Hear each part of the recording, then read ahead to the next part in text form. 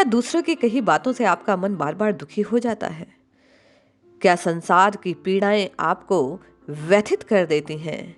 क्या छोटी छोटी बातों से मन इतना व्यग्र हो उठता है कि आप अपनी साधना से विचलित हो जाते हैं? माला छूट जाती है और संसारी की कही वही बातें बार बार आपके चित्त में पीड़ा पहुंचाती है। तो आइए एक कथा को श्रवण कीजिए और निश्चय मानिए, इस बोध कथा का श्रवण करने के पश्चात आप छोटी छोटी बातों को हृदय से लगाना बंद कर देंगे, बार बार की पीड़ा से मुक्त हो जाएंगे। जय श्री हरि। पूज्य गुरुदेव के चरणों में बारंबार प्रणाम। एक समय की बात है, भगवान बुद्ध विहार करते करते एक गांव में आए। एक ब्राह्मण के यहाँ ठहरे। जब ब्राह्मण को मालूम हुआ कि वह तो बुद्ध है, तो उसने जी भरकर गालियां दी, अपशब्द कहे और तुरंत अपने घर से निकल जाने को कहा। अश्रद्धा के कारण, अप्रेम के कारण, उनसे लगाव ना होने के कारण उसने ना जाने क्या क्या बातें बुद्ध को सुना दी। बुद्ध सुनते रहे। जब सज्जन ने बोलना बंद कर दिया तो बुद्ध ने पूछा, द्विजवर, आपके यहाँ कोई अतिथि आता है तो आप उसे सुंदर भोजन कराते हैं, मिष्टान आदि से स्वागत करते हैं? वह ब्राह्मण बोला, इसमें क्या शक है, अतिथि की सेवा तो परम धर्म है। उसने कहा, यदि वो मेहमान उन सब चीजों को ना स्वीकार करे, अतिथि आपके पकवानों को लेने से इनकार कर दे, तो क्या ब्राह्मण देव आप उन पकवानों को फेंक देते हैं? ब्राह्मण बोला, फेंक काहे को देते हैं, स्वयं ग्रहण कर लेते हैं।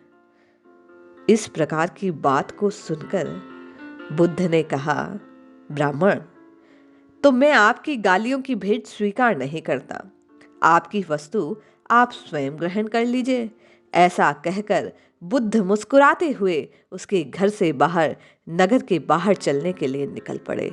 यही बात यदि हम और आप जीवन में ग्रहण कर लें, किसी की कही बात को यदि स्वीकार करने से इनकार कर ले, उसने गलत बात कही, पीड़ा पहुंचाने वाली बात हमें कही, उसे हम भीतर में ले ही ना तो वो उद्वेग पैदा ही नहीं करेगा, ना तो किसी प्रकार का विषाद आएगा, ना माला छूटेगी। साधना में किसी भी प्रकार का कोई विक्षेप उत्पन्न ही ना हो पाएगा।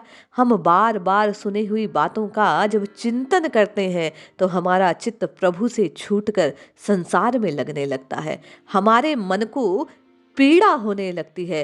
केवल और केवल भगवान को अपना मानकर बाकी अन्य की कही बातों को यदि हम अस्वीकार करते चले जाएं, माने ही नहीं वे हमें कही गई है, जिसकी वस्तु है उसी को समर्पित कर दी जाए, तो पीड़ा से बचने का बड़ा सूत्र हम ग्रहण कर सकते हैं।